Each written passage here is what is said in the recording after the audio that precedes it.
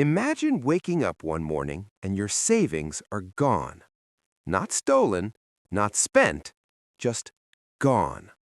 That's exactly what happened to millions of ordinary people in 1929. People who thought they were doing everything right. People who were told they were doing everything right. Now here's the question nobody wants to ask out loud. What if we're living through... Meet Sam. Sam is a regular guy. He works a normal job. He's not rich, but he's not struggling either. A few years ago, Sam started investing. He opened a brokerage account, bought a few popular stocks, and watched his balance go up. Every month, his phone showed green numbers. His friends were doing the same thing. His coworkers were talking about it at lunch. Even his uncle, who never talked about money, suddenly had opinions about which stocks to buy. Sam felt smart. Sam felt safe.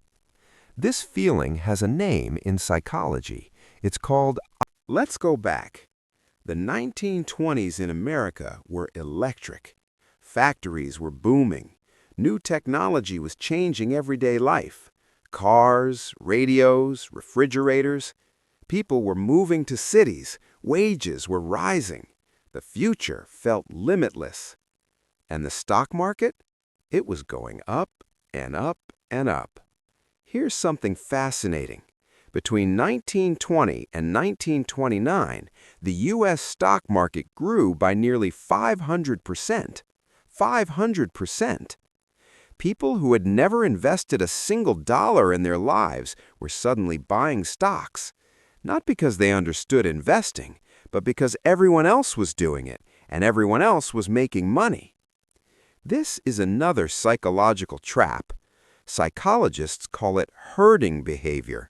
When we see a crash, stock prices collapsed. Banks started failing.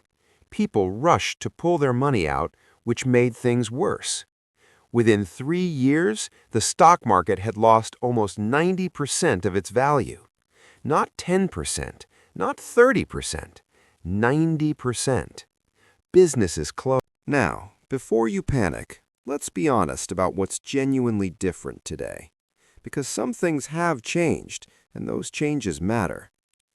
Difference number 1. The government now has emergency tools.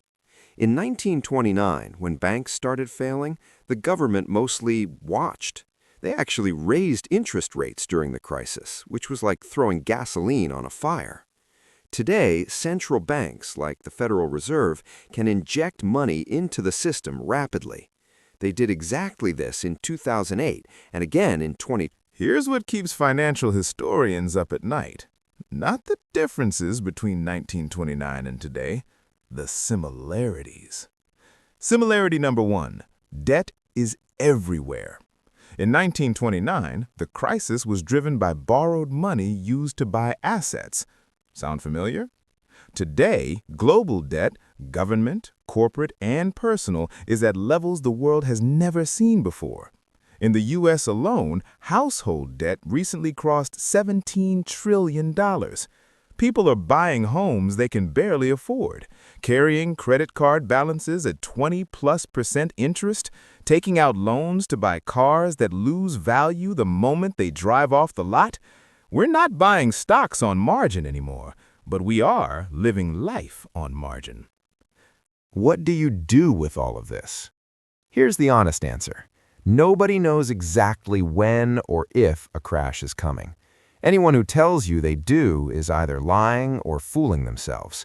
Economists missed 1929. They missed 2008. They'll probably miss the next one too.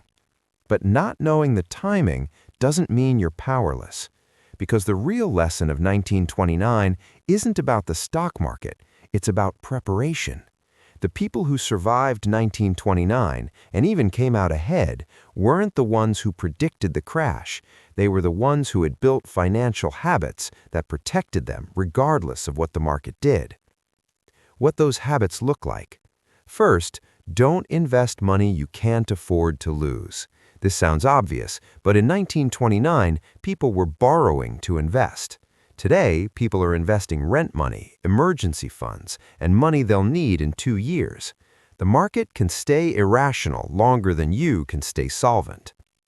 Second, understand what you own. Before buying any investment, stock, crypto, real estate, be able to answer one simple question. Why is this worth? History doesn't repeat itself exactly, but it rhymes. The faces change, the technology changes, the specific assets change, but human psychology, the fear, the greed, the optimism bias, the herding, that never changes. That's why studying 1929 isn't just a history lesson, it's a mirror. And what you do with what you see in that